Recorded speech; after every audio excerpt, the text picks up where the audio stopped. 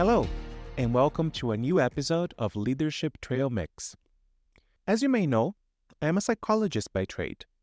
And one opinion I had back when I was a psychology student and that I still hold today is that the course should be called psychologies in the plural. Why? Because there are so many different theoretical approaches, so many different angles you can take to look at the human psyche. Some of them are in the opposite ends of the spectrum, and there is even some animosity between groups such as the psychoanalysts and the behaviorists. Well, the same applies to leadership. Should we call it leaderships? Because I think you will agree with me that there are so many leadership styles, approaches, and philosophies out there that it's hard to even keep track. There's the situational, the democratic, the autocratic, the transactional, the transformational, the coach. And then there is a servant leadership model, which I'd call more of a philosophy than a style, and I'll later explain why. This is how Wikipedia defines it. Servant leadership is a leadership philosophy in which the goal of the leader is to serve. This is different from traditional leadership, where the leader's main focus is the thriving of their company or organization. A servant leader shares power, puts the needs of the employees first, and helps people develop and perform as highly as possible. Instead of the people working to serve the leader exists to serve the people. As stated by its founder, Robert K. Greenleaf, a servant leader should be focused on: do those served grow as persons? Do they, while being served, become healthier, wiser, freer, more autonomous, more likely themselves to become servants? If we go one level deeper and look at the characteristics that define a servant leader, we will see listening, persuasion, awareness, empathy, stewardship. But there is one that I want to draw our attention to today. One that is actually not mentioned in the corporate environment very often. Healing. Yes, you heard it right. One of the great strengths of servant leadership is the potential for healing oneself and one's relationship to others. The model acknowledges that the healing of relationships is something powerful that can lead to transformation and integration. Suffering and being hurt are parts of being a human, and for looking at the individual holistically, servant leaders recognize that they have an opportunity to help make whole those with whom they come in contact with. Once again, quoting Greenleaf, the guy who created the servant leadership model as we know it today, there is something subtle communicated to one who is being served and led if implicit in the compact between servant leader and led is the understanding that the search for wholeness is something they share. In short, a servant leader is there to serve, not to be served. The servant leader is there to enable, to support, to remove barriers, to set others up for success.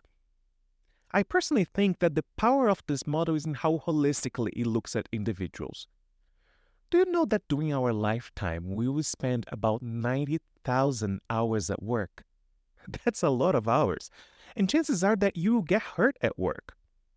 And while a lot of people believe in checking out your personal life at the office door, I honestly question if it's ever been possible.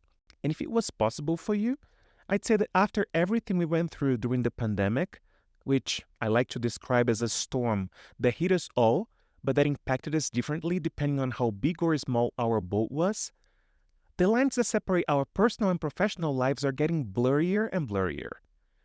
And as these lines get blurrier and blurrier, not looking at our teams as whole beings is getting harder and harder. And here comes a question for you. Have you ever had a leader that made you feel seen beyond what you could bring to the table?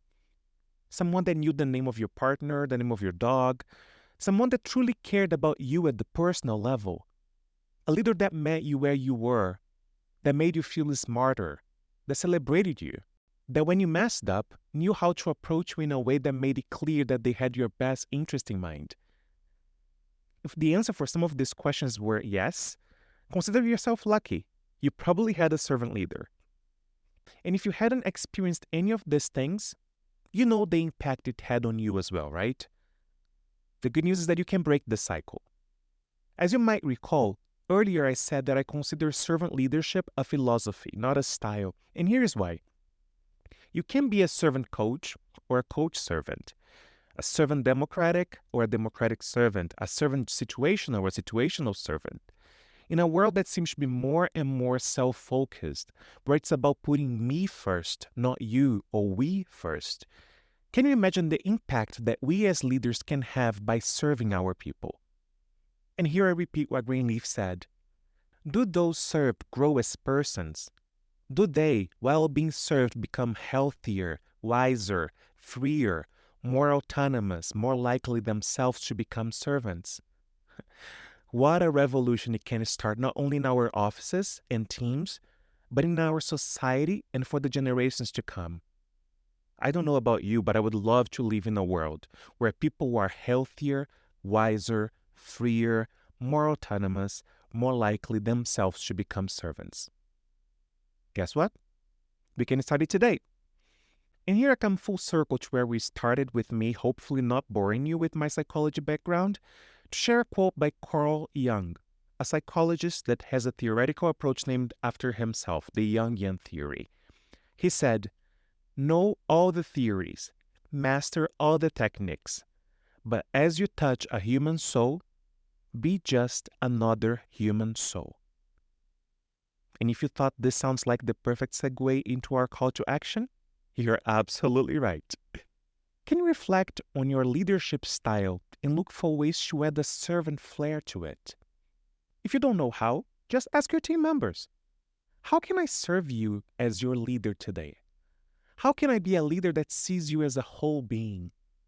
Are there any experiences you've had with me or prior leaders you believe caused harm and need healing?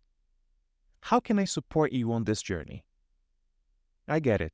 Not easy questions to ask, not questions that we often hear in the corporate setting, but ones that can unlock positive change, truly change someone's trajectory, and help bring another servant leader into the world. Whatever it costs, it's worth it. That's all, folks. If you know someone who can benefit from this reflection, feel free to share it. And if you had a servant leader that impacted you in your career, why not send them a quick message to say thanks? I'm sure they will appreciate it. Take care and talk soon.